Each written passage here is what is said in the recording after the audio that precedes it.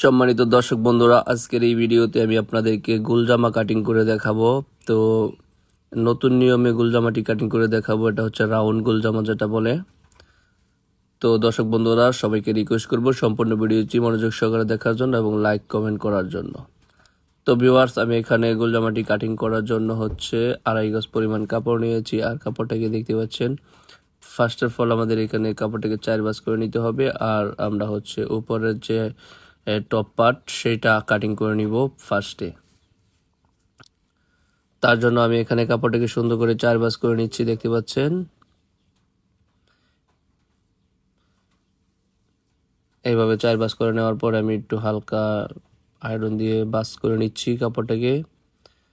তো দর্শক বন্ধুরা, প্রথমে আমাদেরকে এখানে হচ্ছে নিচে এবার মার্জিন করতে হবে। তো শেপ কাটের যে বাঁকা অংশটুকু আছে সেটুকু দিয়ে হচ্ছে এভাবে একটা শেপ করে দিতে হবে। এরপরে 1 ইঞ্চি উপরে আরেকটা এরকম ভাবে শেপ রাউন্ড দিতে হবে। তো এবার এই টপ পার্টের লম্বার মাপটা নিতে হবে। এটার মাপ হচ্ছে 12 ইঞ্চি। তো আমি এখানে 12 ইঞ্চি লম্বার মাপটা নিয়ে নিচ্ছি। তো ভিউয়ার্স, 1/2 ইঞ্চি সেলাইয়ের জন্য আরও উপরে একটা মার্জিন দিয়ে দিলাম। তো এরপর এখানে শোল্ডারের মাপটা দিতে হবে। তো এটার শোল্ডারের মাপ হচ্ছে 5.5 ইঞ্চি দিয়ে দিলাম। তো ভিউয়ার্স, এরপরে দিতে হবে হাতার আর্মহোল। যেহেতু এটা বাচ্চাদের গোলজামা, এটার আর্মহোলের মার্জিনটা দিলাম হচ্ছে 5.5 ইঞ্চি। এরপরে এই মার্জিনগুলো এইভাবে হচ্ছে টেনে দিতে হবে। তো ভিউয়ার্স, এটার বডি হচ্ছে 28 ইঞ্চি, 4 7 28, এখানে 7 ইঞ্চি দিতে হবে। আর এখানে হচ্ছে এই 26 ইঞ্চি, এখানে দিতে হবে হচ্ছে 6.5 ইঞ্চি। ঠিক আছে। তো এইভাবে করে মাপগুলা হচ্ছে সাজিয়ে নিতে হবে। আর মার্জিনগুলা কিভাবে দিতে হয় সেটা দেখে নিন। এরপর এখানে হচ্ছে গলার মাপটা দিব হচ্ছে 2 ইঞ্চি পরিমাণ। আর এইভাবে দিব হচ্ছে 3.5 ইঞ্চি পরিমাণ। তো এভাবে মাপগুলো সাজিয়ে এরপর হচ্ছে কাটিং করে নিতে হবে। তো সম্মানিত ভিউয়ার্স, আশা করি আপনারা বুঝতে পারছেন। এখানে সাইডের যে মার্জিনটা দিয়েছিলাম সেটা থেকে আরও 1 ইঞ্চি পরিমাণ বাড়িয়ে দিলাম হচ্ছে সেলাইয়ের জন্য বাড়তি থাকবে। ঠিক আছে।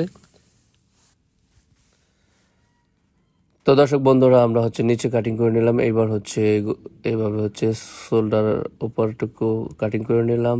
আর এখান থেকে হচ্ছে গলাটাও কাটিং করে নিচ্ছি।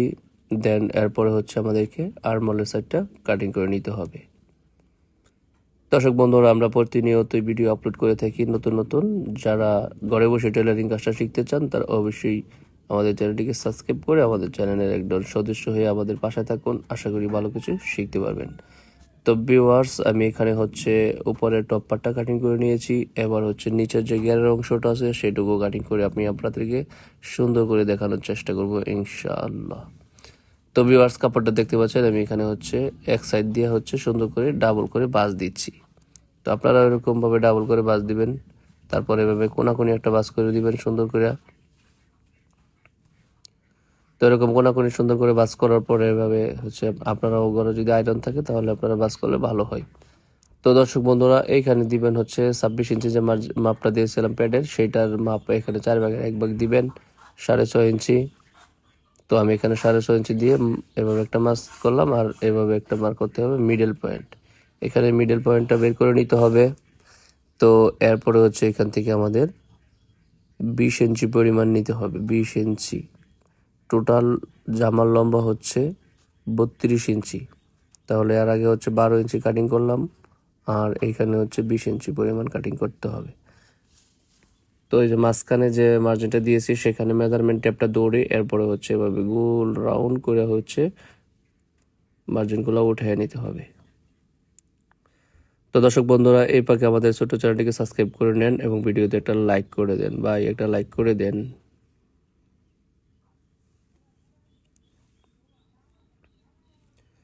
তো সম্মানিত ভিউয়ার্স, এখানে আমরা অবশ্যই ভালোভাবে মার্জিন গোল করে নেবেন, যাতে করে কাপড়টা সেলাইনের পরে অনেক সময় দেখা গেছে ওচা নিচা হয়ে যায়।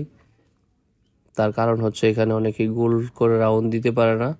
এখানে হচ্ছে গোল জামা গলা 2টা কারণে হচ্ছে সামনে পিছে বড় ছোট বা ঝুলে যায়।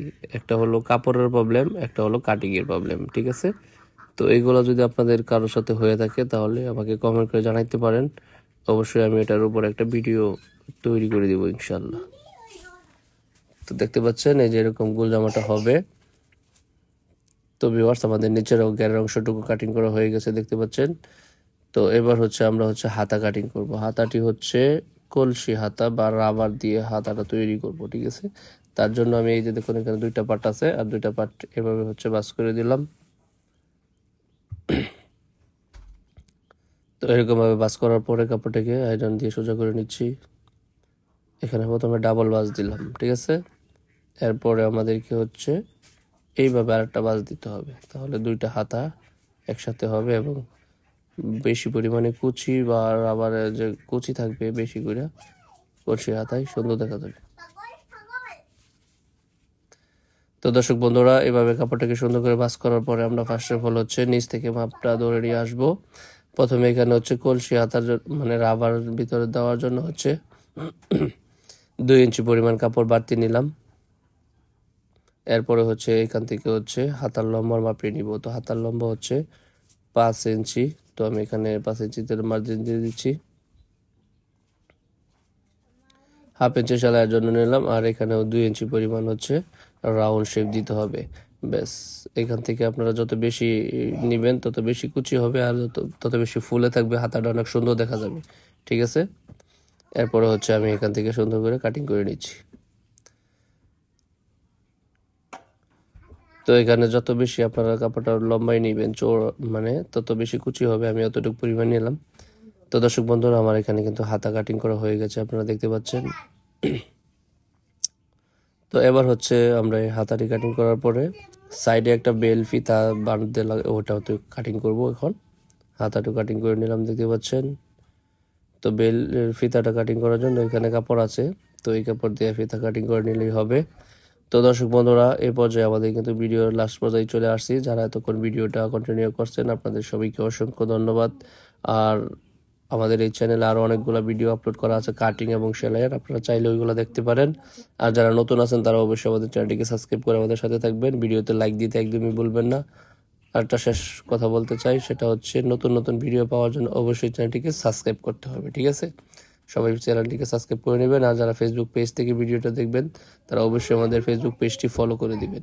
তো দর্শক বন্ধুরা, আজকের মতো এখানে বিদায় নিব। দেখা হবে পরবর্তী ভিডিওতে। সে পর্যন্ত সবাই ভালো থাকুন, সুস্থ থাকবেন। আসসালামু আলাইকুম ওয়া রাহমাতুল্লাহি ওয়া বারাকাতুহু।